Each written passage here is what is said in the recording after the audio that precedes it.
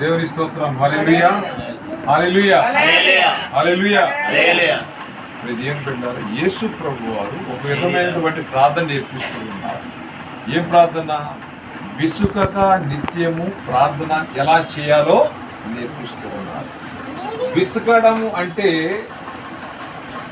మనంటే పట్టు విడవకుండా ప్రార్థన చేయాలి.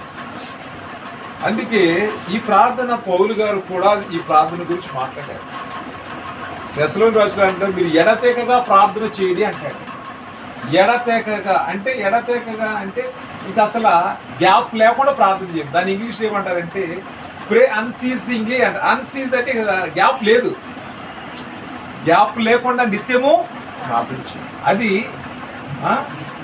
నిత్యము ప్రార్థన చేయాలి. అలాంటి ప్రార్థన గురించి యేసు ప్రభువు వారి విసుకక నిత్యము ప్రార్థన చేయుచుండవలెను అనుటకు ఆయన వారితో ఈ ఉపమానము చెప్పాను. అంటే ఒక అంశం కొరకు మనం ప్రార్థన చేస్తాం. కొన్నిసార్లు ప్రాధేయపడి అడుగుతూ ఉంటాం. ఒకసారి అడుగుతాం, 2 సార్లు అడుగుతాం, 3 సార్లు. అదే దగ్గర వాళ్ళైతే చాలాసార్లు అడుగుతాం.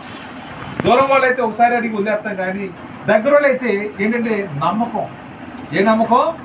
నమ్మకం. కార్యం ఈరోజు కాకపోతే రేపు కాకపోతే ఎల్లుండైనా కానీ తప్పనిసరిగా మనకి సహాయం చేస్తారనుకుంటాం.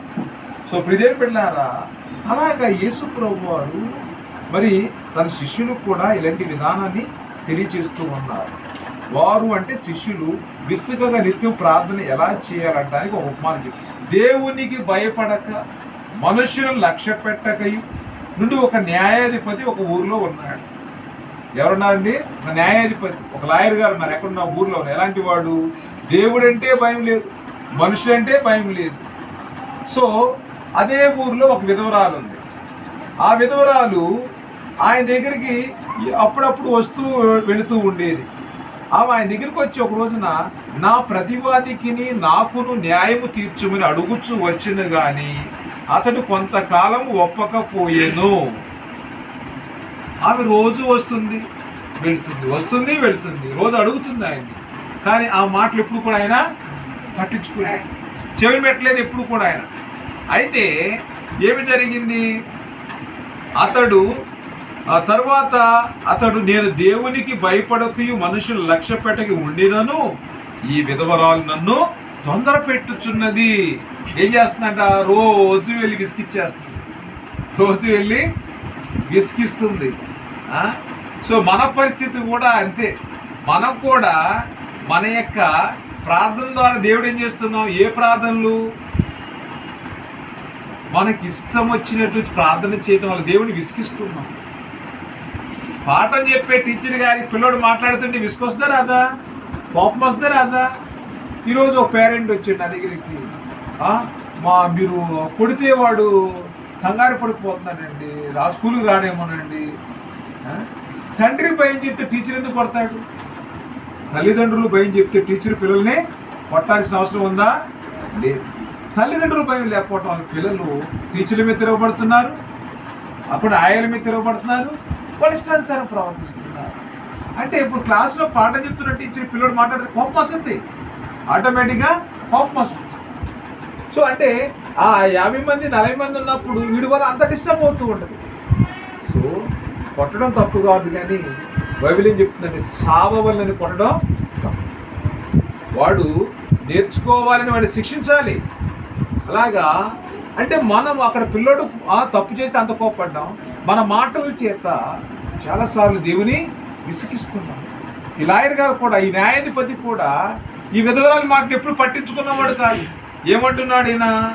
నేను దేవుడిని లక్ష్యం చేయలేదు, దేవుడి మాటలో దేవుడు అంటే అసలు నా సంబంధం లేదు, మనుషులైనా పట్టించుకోను, అలాంటిది వచ్చి నన్ను చాలా ఇబ్బంది పెడుతుందని చెప్పేసి ఎందుకు ఈమె నన్ను ఇంతగా తొందర పెట్టుచున్నది కనుక ఆమె మాటికి వచ్చి గోజాడకున్నట్లు ఆమెకు న్యాయము తీర్చునని తనలో తాను అనుకున్నాడు. దేవుని స్తోత్రం. ఇప్పుడు అనుకున్నాడు, రోజు వస్తుంది కాబట్టి కనీసం ఇప్పుడైనా కానీ న్యాయం చేయాలనుకుని తన యొక్క మరి ఇక ఆమెకు మళ్ళీ దగ్గరకు వచ్చి ఆయనకి ఆ గొడవ గురించి మాట్లాడుకున్నట్లు న్యాయం చేయాలనుకున్నప్పుడు మరియు ప్రభు బిడ్డలను అన్యాయస్తుడైన ఆ న్యాయాధిపతి చెప్పిన మాట వినుడి, దేవుడు తాను ఏర్పరచుకున్న వారు దివారాత్రులు తన్ను గురించి మొరపెట్టుకొనుచుండగా వారికి న్యాయం తీర్చడా? అన్యాయస్తుడైన న్యాయాధిపతి ఈ విధంగా మాట్లాడితే మరి తాను ఏర్పరచుకున్నటువంటి దేవుడు తన పిల్లలు మొరపెట్టగనగా వారికి న్యాయం తీర్చడా? ఆయన వారికి త్వరగా న్యాయం తీర్చును, వారి విషయమే కదా ఆయన దీర్ఘశాంతము చూపుచున్నాడని మీతో చెప్పుచున్నాను. దేవుని స్తోత్రం, హల్లెలూయా. ఎందుకోసం ఆయన దీర్ఘశాంతం వహిస్తున్నాడు? వారి కోసమే. ఎవరి కోసం? తన పిల్లల కోసమే. తన పిల్లల కోసమే. మన పిల్లోడు మరి షాప్ పోయి మనం బయటకు వెళ్ళినప్పుడు డాడీ అది కొని అది కొనేంతవరకు ఒప్పుకోడు వాడు. షర్ట్ పీకేస్తాడు, ప్యాంట్ పీకేస్తాడు, అన్ని లాగుతూనే ఉంటాడు వాడు. చేతులు పట్టుకుని అక్కడే కూర్చోడు, రోడ్డు మీదే కూర్చున్నాడు. కొంతమంది పిల్లలకి అడుగు తీసి అడుక్కోలేదు. అంటే ఇక్కడ అంటే తండ్రి అయినటువంటి ఆ తండ్రి కూడా పిల్లడు బాధపడలేక మనం ఏం చేస్తాం? అది బాధపడలేక విషయమైనా కానీ షాప్లోకి వెళ్ళి తినకూడని వస్తువైనా డాక్టర్ గారు దగ్గు వస్తున్నాడు స్వీట్ పెట్టొద్దు అంటారు. వీళ్ళు మనకి అసలు ఇబ్బంది పెట్టడం వల్ల అయినా కానీ వెళ్ళి మనం చూపిస్తాడు. బాధ తట్టుకోలేక అంటే నువ్వు విసిగించాలి. ప్రార్థన అంతగా విసిగించడం అంటే గోజాడాలి. దేవుని స్తోత్రం, హల్లెలూయా. ఇదే వాక్యాన్ని విలాప వాక్యాలు చదువుతాం. విలాప వాక్యాలు 2వ అధ్యాయము 19వ వచనం. విలాప వాక్యాలు 2వ అధ్యాయము 19వ వచనం చూడండి. నీవు లేచి రేయి మొదటి జామున మొర్రపెట్టుము, నీళ్లు కుమ్మరించినట్లు ప్రభు సన్నిధిని నీ హృదయమును కుమ్మరించుము. నీ పసిపిల్ల ప్రాణము కొరకు నీ చేతులను ఆయన తట్టు ఎత్తుము. దేవుని స్తోత్రం, హల్లెలూయా. నీ పసిపిల్లల ప్రాణము కొరకు నీ చేతులు ఆయన తట్టు ఎత్తాలి. నీ ఉదయాన్ని ఎప్పుడు లేగాలి? రేయి మొదటి జామున లేచి ఆయనకు మొరపెట్టు. దాని పై వాక్యం చూడండి. నీ కంటి పాపను విశ్రమింప నీయకము. ఇంకా అలసట లేదు.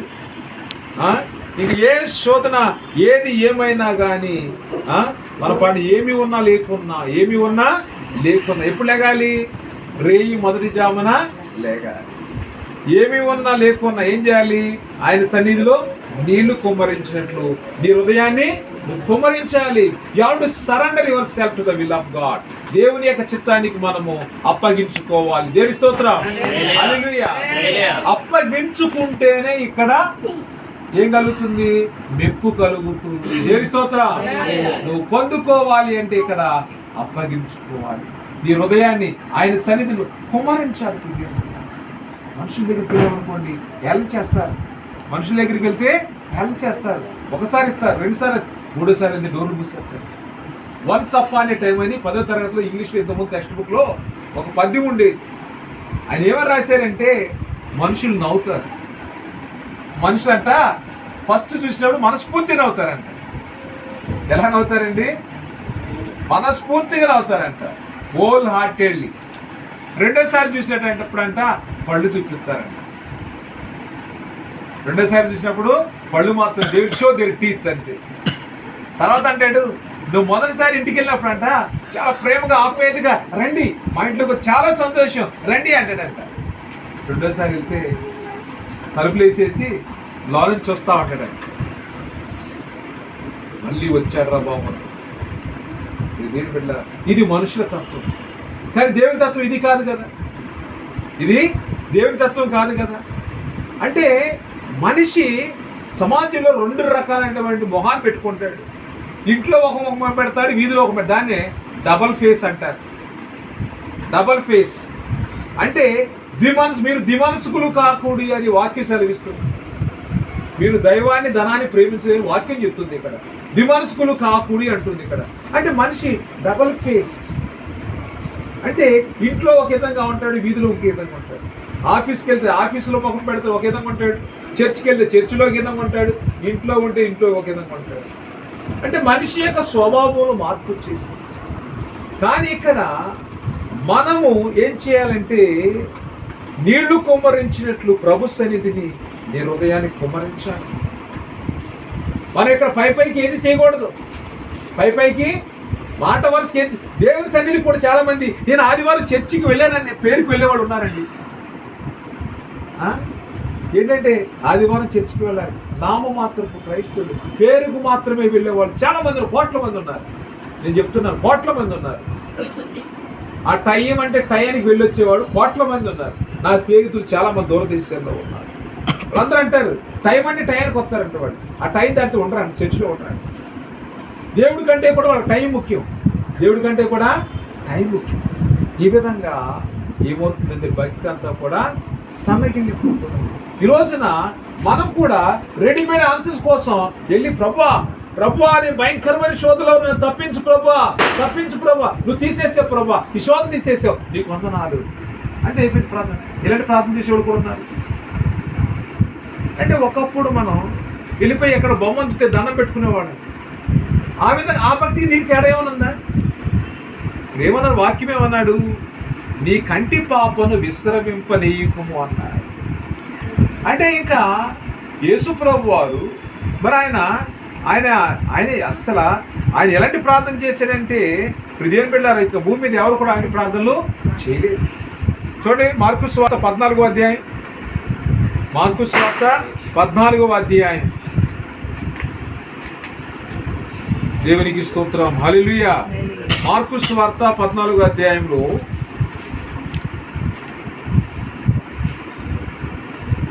మనం చూసినట్లయితే ఆయన మరి శోధనలో ప్రవేశించకుండా ప్రార్థన చేయమంటాడు.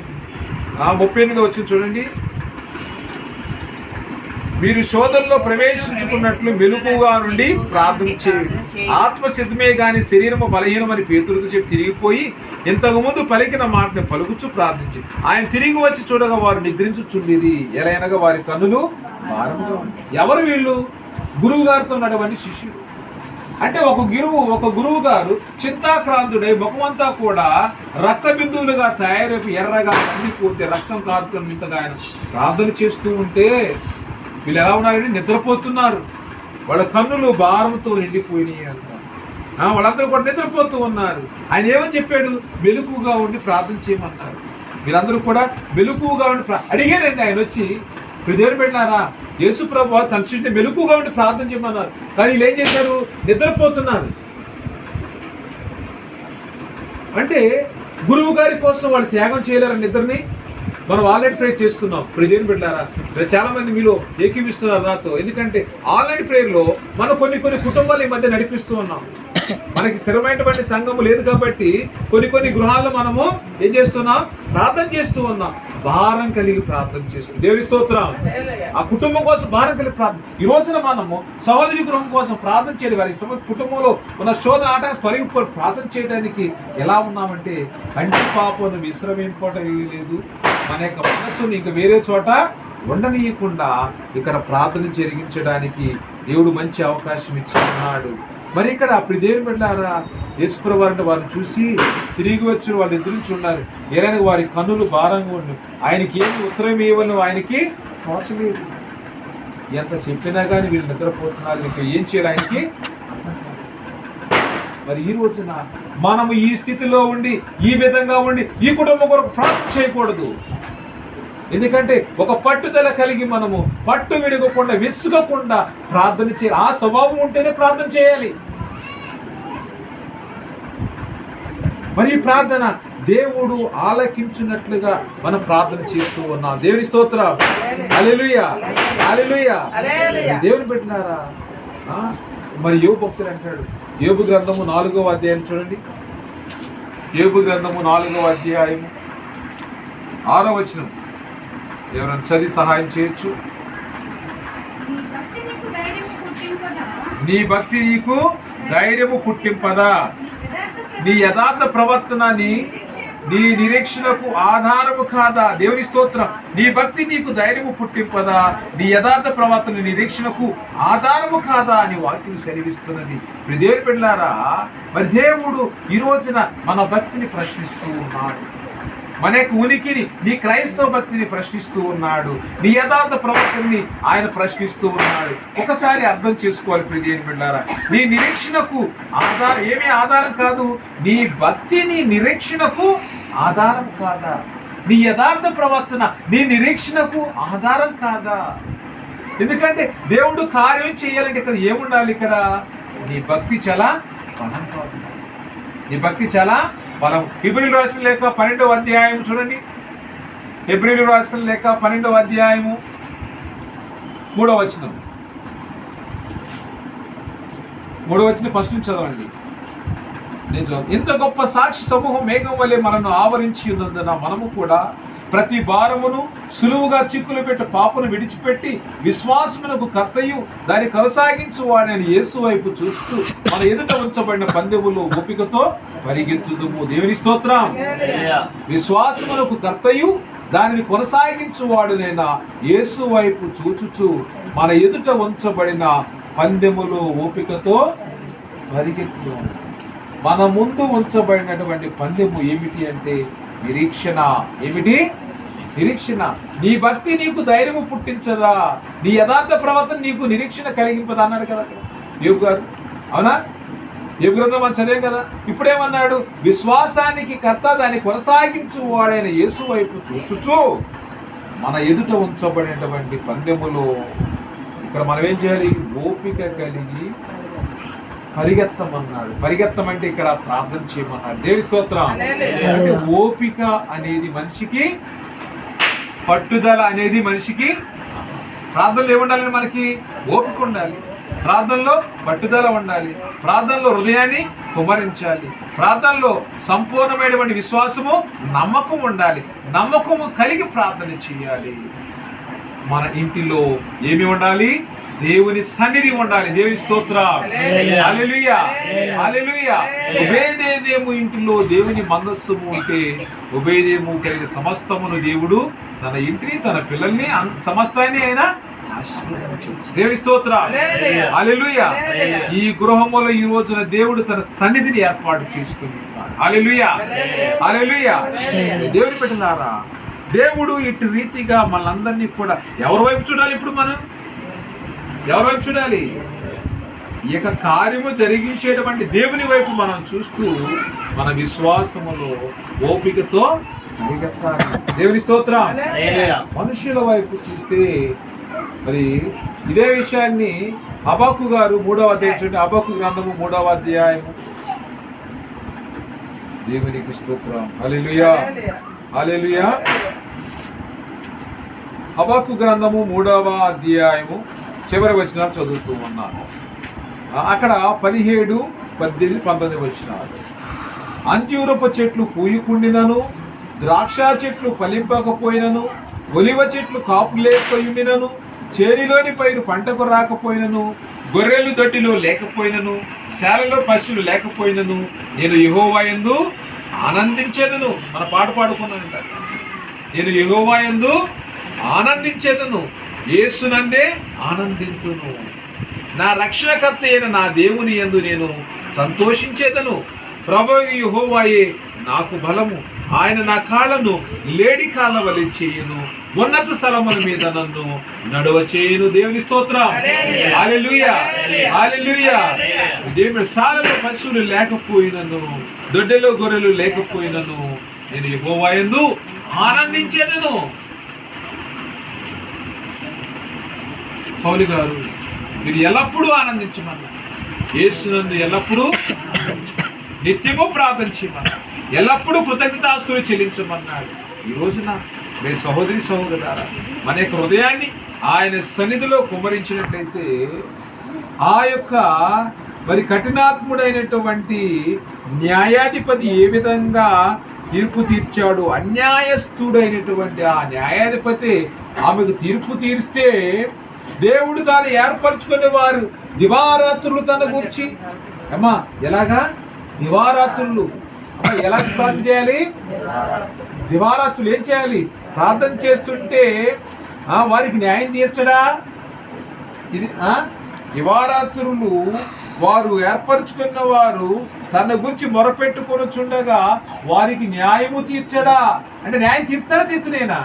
దేవునికి స్తోత్రం. నమ్మిన వారు అలా చెప్పండి. God is going to do miracles in this family. Hallelujah.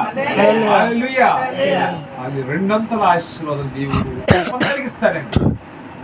ఎందుకంటే వీరు దివారాత్రులు ప్రార్థన చేయమన్నారు. ఎందుకంటే మన యొక్క ప్రార్థనే మన సాక్ష్యం అండి. దేవుని స్తోత్రం. హల్లెలూయా. నమ్మి ప్రార్థించి మరి విశ్వసించి ప్రార్థించి మనం అడిగిన వాటిని కూడా ఏమని ప్రార్థన చేయాలి? పొంది ఉన్నామని ప్రార్థన చేయాలి. మరి పొంది ఉన్నామని ప్రార్థన చేస్తే కార్యం జరుగుద్దా జరగదా? మరి ఇప్పుడు మనం నమ్ముతున్నామా నమ్మట్లేదా? ఏం నమ్ముతున్నాం? దేవుడు కార్యం చేస్తున్నాడని నమ్ముతున్నాం. మత్తయి సువార్త 21వ అధ్యాయము 22వ వచనము, మీరు ప్రార్థన చేయనప్పుడు వేటిని అడుగుదురో అవి దొరికినవని మీరు నమ్మిన యెడల మీరు వాటినన్నిటినీ పొందుదురని మీతో చెప్పుచున్నాను. ఎవరు చెప్పారు ఈ మాట? ఎవరు చెప్పారమ్మా? యేసు ప్రభు వారు చెప్పారు. దేవుని స్తోత్రం. హల్లెలూయా, హల్లెలూయా. శిష్యులంట అంజూరపు చెట్టు, అక్కడ యేసు ప్రభు వారు ఒక అంజూరపు చెట్టు దగ్గరికి వెళ్ళి పచ్చగా ఉందంట. వెళ్ళి చూస్తే దాని దగ్గర ఏమైనా కాయలు దొరికింది, దాని దగ్గర ఆకులు తప్ప ఏమి దొరకలేదు. అయితే యేసు ప్రభు వారు ఇక మీద నువ్వు ఎన్నటికి నువ్వు కాపు కాయకుందుగాక అన్న తక్షణం అంజూరపు చెట్టు ఎండిపోతే శిష్యులను చూసి ఆశ్చర్యపడిపోయారు. అప్పుడు అందుకు యేసు, మీరు విశ్వాసము కలిగి సందేహ పడకుండిన ఎడల ఈ అంజూరపు చెట్టుకు జరిగిన దానిని చేయుట మాత్రమే కాదు, ఈ కొండను చూసి నువ్వు ఎత్తబడి సముద్రంలో పడవేయుదుగాక అని చెప్పినట్లా అలాగూ జరిగిన మీతో చెప్పుచున్నాను. మరి మీరు ప్రార్థన చేయనప్పుడు వేటిని అడుగుతారు అవి పొందుకున్నామని నమ్మిన యెడల మీరు వాటిని పొందుకుంటారు. దేవుని స్తోత్రం. హల్లెలూయా. అది యేసు ప్రభువు వారు ఇక్కడ రెండు విషయాలు తెలియజేస్తున్నారు. ఒకటి, విసుకగా ప్రార్థన చేయటం ఎలా నేర్పించారు. రెండవది, నువ్వు అడిగేదాన్ని నువ్వు పొందుకున్నావని నమ్మమన్నాడు. దేవుని స్తోత్రం. ఈ రెండుగా నువ్వు చేస్తే డెఫినెట్ గా ఆయన ఏం చేస్తాడు? కార్యము చేస్తున్నాడు. దేవుని స్తోత్రం. హల్లెలూయా. కార్యము జరగాలి అంటే విసుకగా ప్రార్థన చేయాలి. కార్యము జరగాలి అంటే మనము నమ్ముకున్నామని విశ్వసించి ప్రార్థన చేయాలి. మనం ఎలా ప్రార్థన చేయాలంటే, అంటే చాలా మంది ఇవ్వు ప్రభువా అంటారు. ఇవ్వు కాదు, ప్రభువా నేను పొందుకున్నాను, థ్యాంక్ యూ ప్రభువా, ప్రభువా నీకు వందనాలు, ప్రభువా నా యొక్క ప్రత్యేక అవసరం తీర్చావు, నా ఆర్థిక సమస్య తీర్చావు, నీకు వందనాలు ప్రభువా అని ప్రార్థించారు. దేవుని స్తోత్రం. హల్లెలూయా. అంటే రిసీవ్ అండ్ ప్రే. అది అర్థమైందా? రిసీవ్డ్ అంటే ఆల్రెడీ నువ్వు పొందేసుకున్నావు, ఇప్పుడు ప్రార్థన చేయి. ఇప్పుడు ఖచ్చితంగా దేవుడు నీ మొరను ఆలకిస్తున్నాడు. దేవుని స్తోత్రం. ఇప్పుడు మరి ఇక్కడ ఆయన యొక్క సన్నిధిలో మనం ఏం చేయాలి? మన యొక్క హృదయాన్ని, ఇది చాలా ఇంపార్టెంట్. చాలా మంది ప్రార్థన చేస్తారు కానీ ఏముండదంటే ప్రార్థనలో ఆత్మ ఉండదు. ఇదేం పెట్టారా? ఆత్మ ఉండదు. ఆత్మ పరిశుద్ధాత్మను పొందుకొని మనమందరం కూడా మరి మన యొక్క ఉపవాసం చేత మన యొక్క హృదయాన్ని చీల్చుకోవాలి. ఉపవాసాల చేత హృదయాన్ని, మన యొక్క శరీరాన్ని ఎప్పుడైతే చీల్చుకుంటామో అప్పుడు దేవుడు కార్యం జరిగిస్తాడు. దేవుని బిడ్డలారా, ఈ రోజున మరి ఒక గొప్ప విషయాన్ని దేవుడు మనకి జ్ఞాపకం చేస్తున్నాడు. యెషయా ప్రవక్త రాసినటువంటి గ్రంథము, యెషయా గ్రంథము, దేవునికి స్తోత్రం. హల్లెలూయా. 45వ అధ్యాయము 3వ వచనం, పేరు పెట్టి నిన్ను పిలిచిన ఇజ్రాయేలు దేవుడైన యెహోవాను నేనే అని తెలుసుకున్నట్లు అంధకార స్థలములో ఉంచబడిన నిధులను, రహస్య స్థలములోని మరుగైన ధనమును నీకిచ్చేదను. దేవుని స్తోత్రం. హల్లెలూయా, హల్లెలూయా. ఎవరు పిలిచారండి? పేరు పెట్టి పిలిచిన ఇజ్రాయేలు దేవుడనైన యెహోవాను నేనే అని నువ్వు తెలుసుకున్నట్లు అంధకార స్థలాల్లో ఉంచబడిన నిధులను, రహస్య స్థలములోని మరుగైన ధనమును నీకు ఇచ్చేదను. దేవుని స్తోత్రం. హల్లెలూయా, హల్లెలూయా. నేనే యెహోవాను, మరి ఏ దేవుడును లేడు, నేను తప్ప ఏ దేవుడును లేడు. దేవుని స్తోత్రం. 43 చూడండి, 43వ అధ్యాయం యెషయా గ్రంథం 43 మొదటి వచనం, అయితే యాకోబు నిన్ను సృష్టించిన వాడగు యెహోవా ఇజ్రాయేలు నిర్మించిన వాడు ఇలాగూ సెలవిచ్చుచున్నాడు, నేను నిన్ను విమోచించి ఉన్నాను, భయపడకుము, పేరు పెట్టి నిన్ను పిలిచి ఉన్నాను, నీవు నా సొత్తు. దేవుని స్తోత్రం. హల్లెలూయా. నీవు కాదు, నీవు దేవుని సొత్తు. దేవుని స్తోత్రం. కాబట్టి ఇప్పుడు దేవుని పెట్టారా, విశ్వాసమునకు కర్తయు దాన్ని కొనసాగించు వాడైన యేసు వైపు మనం చూడాలి. ఆయన వైపు చూసి మన ముందు ఉంచబడిన పందెములో మనము పరుగులు తీయాలి, నిరీక్షణ కలిగి ఉండాలి, అడుగు వాటిని ఇలా పొందుకున్నామని ప్రార్థన చేయాలి, విసుకగా ప్రార్థన చేయాలి, రెయింబౌలు ప్రార్థన చేయాలి, హృదయాన్ని దేవుని సన్నిధిలో కుమ్మరించాలి. ఈ విధంగా చేయటం వల్ల దేవుడు మన యొక్క ప్రార్థన ఆలకిస్తున్నాడు, కార్యములు జరిగిస్తున్నాడు. దేవుని స్తోత్రం. హల్లెలూయా. ఇక్కడ చేసిన ప్రతి ఒక్క ప్రార్థన నజరేయుడైన యేసుక్రీస్తు వారి గృహానికి దయచేయును గాక. ఈ గృహంలో శాంతిని ప్రభువు అనుగ్రహించును గాక. ఆర్థిక సమస్యలు కొట్టివేయును గాక. కుటుంబంలో శాంతి సమాధానం దయచేయును గాక. నజరేయుడైన యేసుక్రీస్తు వారి నామములో ఈ యొక్క ప్రత్యేక అవసరము తీరును గాక. ఆమేన్. ఆమేన్. Praise the Lord. అందరికీ వందనాలు. God bless you.